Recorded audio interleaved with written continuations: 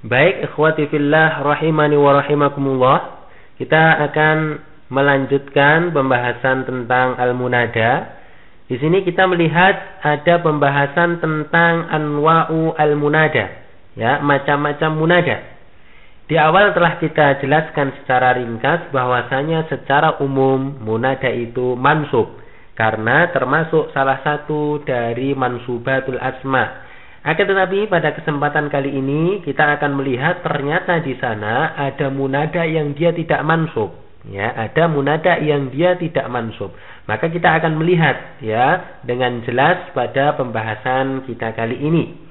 Kita perhatikan bahwasanya munada itu terbagi menjadi dua. Ada munada yang mansub dan ini bentuk yang umum, ya. Ada munada yang dia itu mabniyun ala alamatir raf'i. Jadi munada ini dia mabni, ya, mabni dengan tanda rofaknya, ya, dia mabni dengan tanda rofa, ya. Tanda rofa itu bisa dengan dhammah, ya, bisa dengan alif atau bisa dengan apa? Bisa dengan waw, ya, tergantung, ya, tergantung bentuknya. Apakah bentuk mufrad ataukah bentuk musanna atau bentuk jamak, ya, masing-masing, ya, mempunyai tanda yang berbeda, ya, sendiri-sendiri. Intinya munada di sini dia bisa berbentuk apa? Mabni dengan alamat rofaknya, ya, mabni dengan alamat rofak.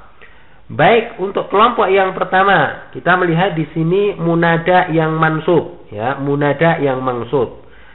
Munada yang mansub ini maksudnya apa? Munada itu dia selalu bentuknya mansub apabila terletak setelah huruf nida, ya. Maka munada yang selalu mansub ini ada tiga keadaan, ya. Ada tiga keadaan di mana setelah kemasukan huruf nida maka dia mansub, ya. Setelah kemasukan huruf nida maka dia mansub.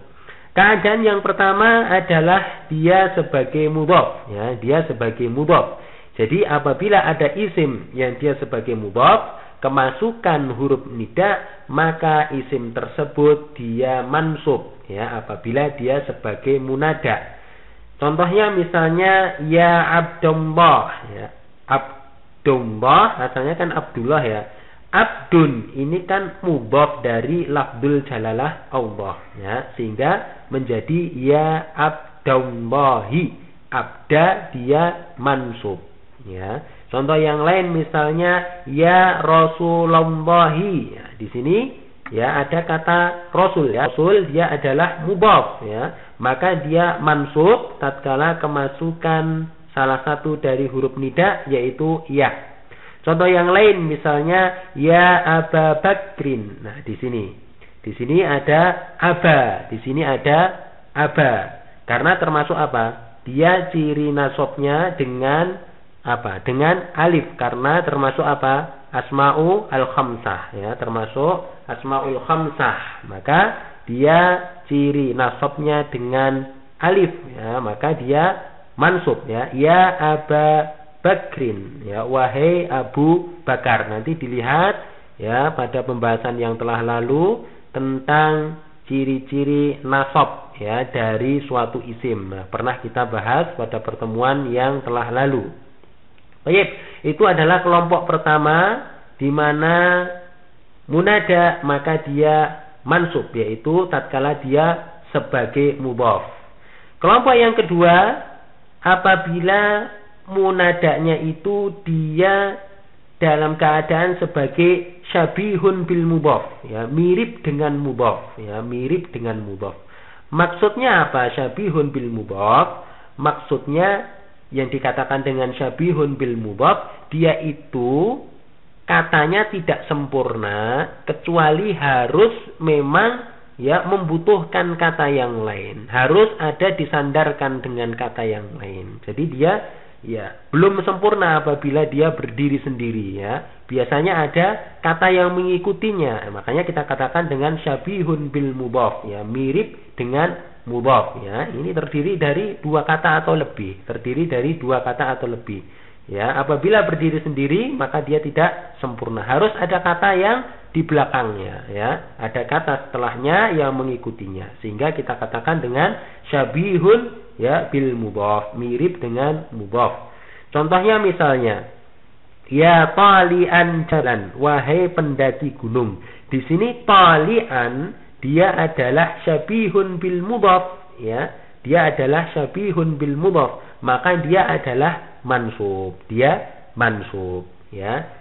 Loh, tadi kembali ke pembahasan kita. Kok bisa dikatakan syabihun bil mudhaf? Ya. Karena maknanya tidak sempurna. Ya talian misalnya, wahai pendaki. Loh, pendaki apa? Pendaki rumah atau pendaki yang lainnya. Maka kita munculkan kata setelahnya untuk menyempurnakan makna ini, ya. Sehingga menjadi apa? Ya talian jabalan, wahai pendaki gunung.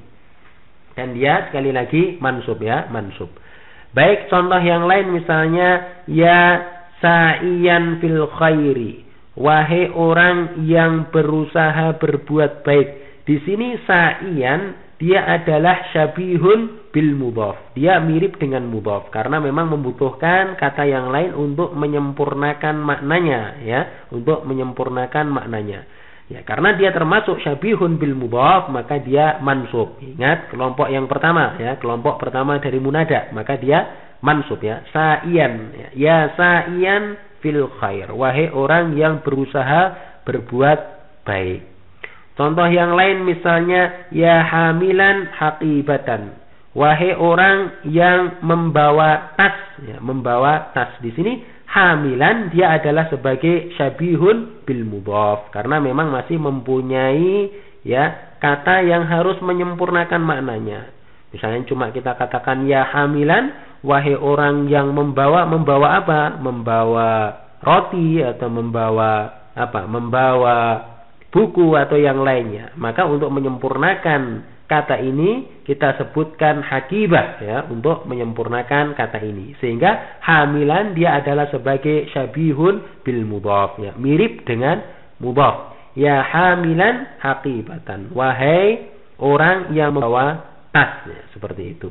Ya, dia bukan mudhaf loh, ya, dia bukan mudhaf, akan tetapi syabihun bil mudhaf. Ya, sekali lagi karena sebagai syabihun bil mudhaf, maka di sini dia mansub. Baik, itu adalah tentang keadaan yang kedua di mana munadanya dia mansub, di mana munadanya dia mansub.